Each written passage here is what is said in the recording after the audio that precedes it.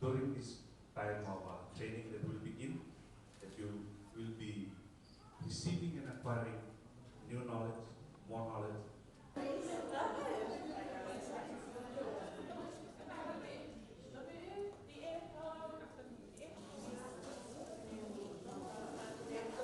Tries to tame this snake. And normally it's a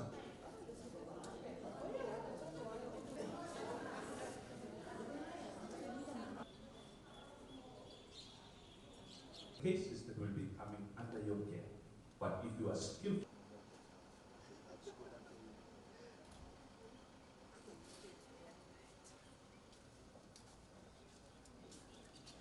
this morning, our thoughts and our prayers are with our colleagues in Samoa and Tonga, the measles epidemic that they are facing.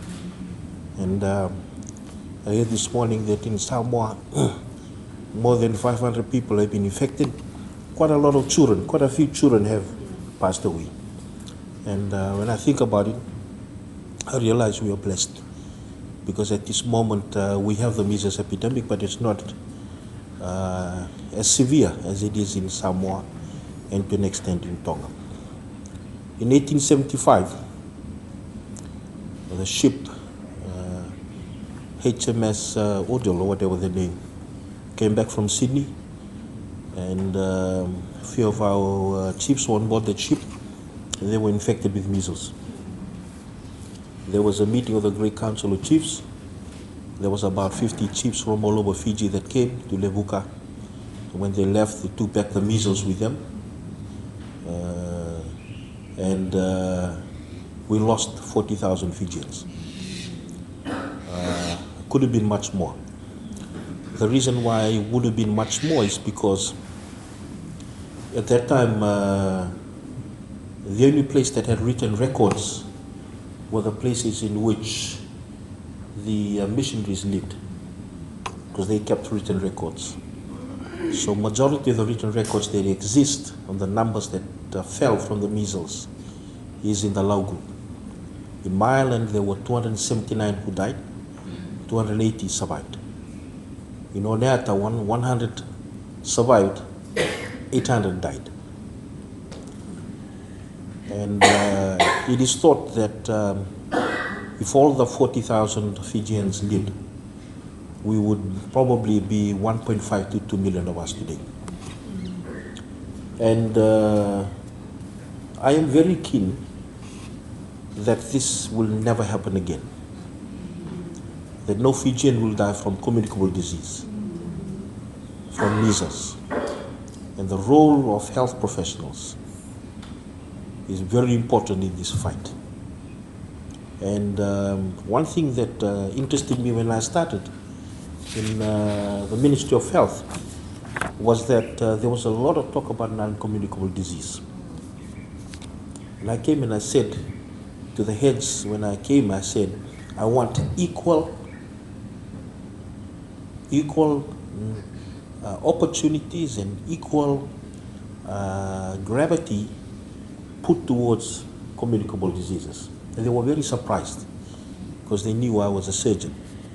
And as surgeons, majority of our work is in non-communicable diseases. And I said, no, we must have an equal importance in communicable disease. And as we now, 1 year later, after I took office, I think a lot of them have now realized the importance of what I was saying. Because in health, you cannot undermine or underplay any aspect of health. You cannot say that mental health is not as important.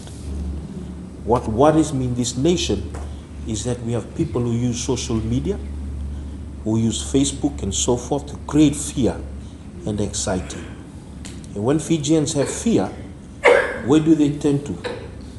They come to us. Some patients that we see, we know that we cannot explain what's going on. When we sit down and talk to them, then we realize that there's anxiety within them. What about the hypertensive clinics that you have, been part of? How many of them actually come because they have a true cause of hypertension as a part to having fear and anxiety? Mental health is as important. And that's why I'm saying today that we cannot have, and I made it very clear in this room a few months ago, during the time that some were spreading some false information, that on a Monday nobody was to go to work, to school. And I said, anyone who does that is an enemy of Fiji. Because we cannot have that. Because anxiety is part of mental health. Depression is mental health. Fear is mental health. All parts of health is very important. And I want to say that this morning, the first thing I want to do, apart from sharing with you about the measles and mental health is important, we have a role to play to make sure that people who abuse people on social media have no role to play in this country, is to thank you for all the hard work that you've done. I know it because I know most of you. I know it because I've seen you over the years. Some of you have seen you as very young nurses. And now, to see you as a nurse practitioner, I think is really a realization of the many potential and capable attributes that you have as a person. I understand that you are stationed in, a lot of you, in rural areas around the country. And one of the things I said to the chief nurse when I came, I said, I don't want them anymore. Because a lot of you are about my age. Your children are like mine. They are either in university or need to go to university. And this is the time when you should be in the major cities and towns, not in a rural area, and your children and your spouses are in the cities because they need to go there for tertiary education. And one of the other things I said to the chief nurse, how is it that we reward our very senior nurses as nurse practitioners? We reward them by saying, you go to only law. That is not a reward. That is the role of the young doctors coming through. They have their community service to serve. And that is part and basis of our discussions about specialization. And I think, I've shared it with some of you. She has actually shared it with some of you. Some of you have received it. Some of you haven't received it. But whether you received it or not, I want you to hear from me, the horse's mouth this morning. I want you in specialized areas. I don't want you in the bush anymore. Because your role is very important in working with the specialists in the specialized areas, in carrying out the important work and the roles that they play. And we had some discussions around it. And as you're aware, this year we've started with Tshwane looking after Heath. And I've heard from CWM that Heath is working very well. Yeah.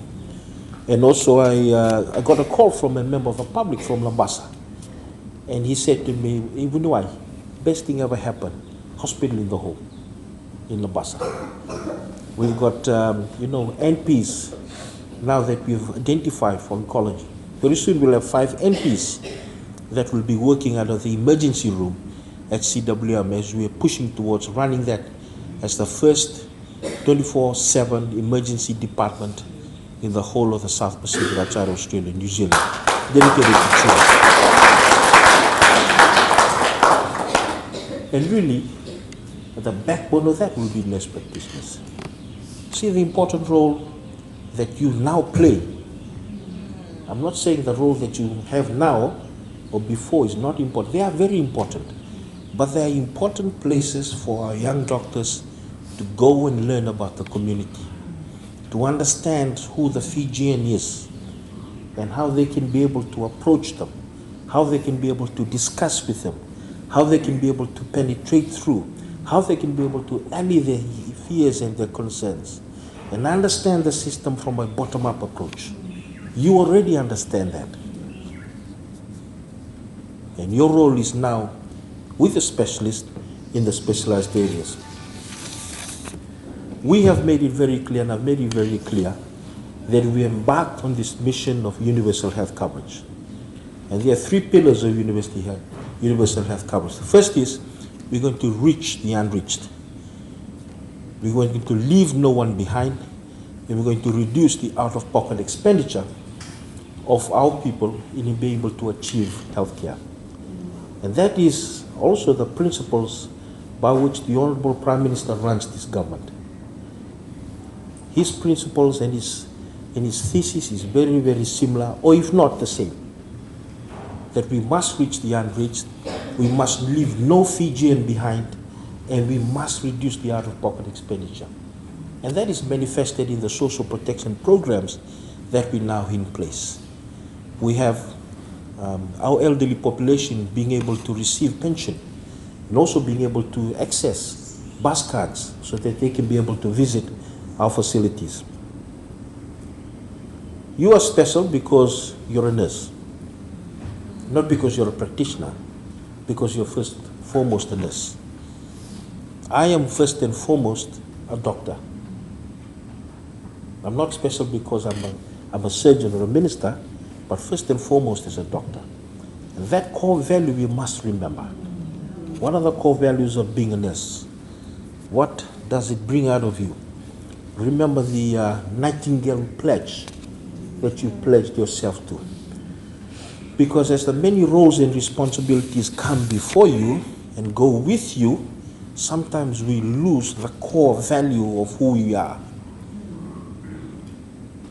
I remember just after taking office, a few weeks later, the Honorable Prime Minister of Australia came through, and we had a breakfast, prayer breakfast with him, the Honorable Prime Minister of Fiji and Cabinet Ministers.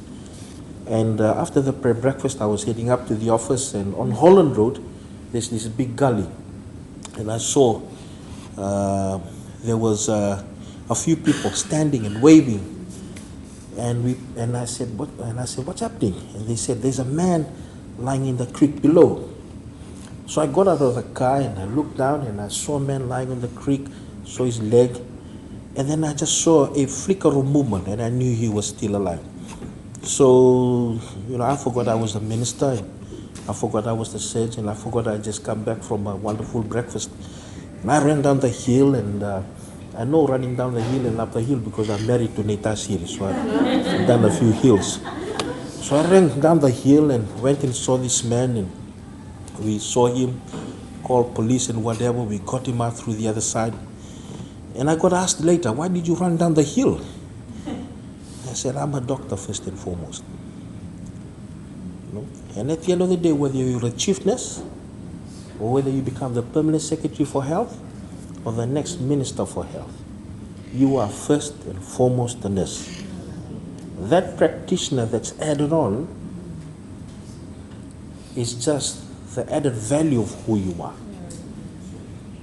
And you will be remembered first and foremost for the values of nursing that you have within you, not the practitioner values.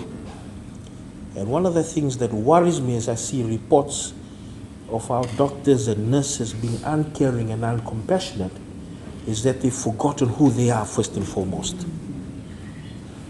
That the titles of being SDMO or maybe as being a registrar or something else has taken them off from who they are.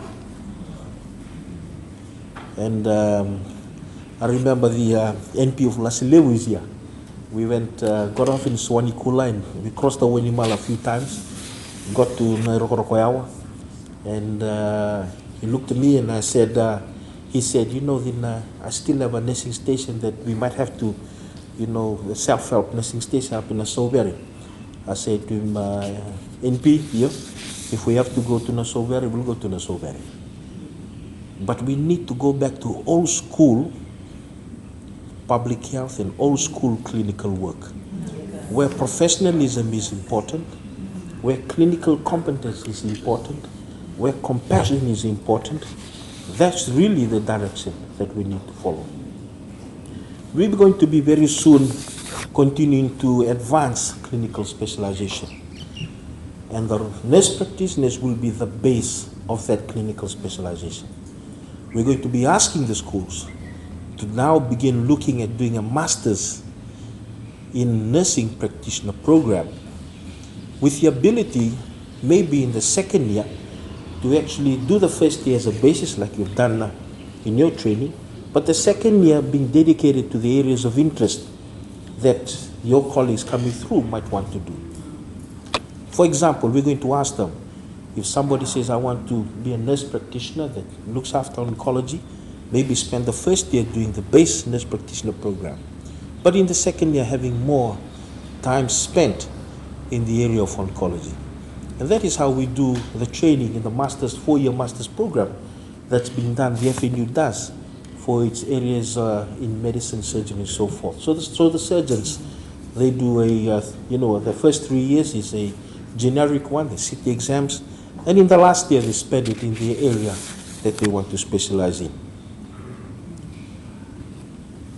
With the advanced roles, it is important that we champion patient safety, that we champion being functional and sustainable as the pillars of good clinical governance, and encourage working together.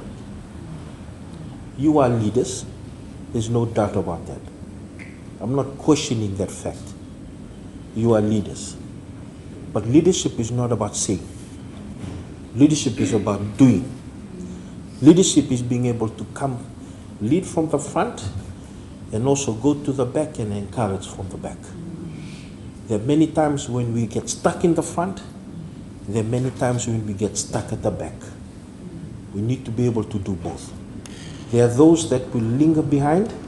We need to go back and bring them with us, because we're in the business of leaving no one behind. We need to make sure that we reach the unreached. Last week we were in the opening of the drug and alcohol unit in St. Giles, and I'm hoping that very soon a nurse practitioner will be there. At about 3 o'clock, the Honorable Prime Minister then left. Then we went. Our day was not finished yet. We went, after 3 we left, we went all the way to Nasongo. We reached Nasongo, we talked to the community, we sat down, talked with them. We left Nasongo at about 7 at night. We went up Monasabu, we had 2 punches on the way. We reached Nandi at 10 p.m. And the health inspectors were waiting for me to have some discussions with them. The days are short. There's much work to be done. We need to work like we're foxes with fire on our tails. With that passion, we can be able to defend this country. With that passion, this measles epidemic will not be able to do what it's intended to do. Thank you very much, and God bless you.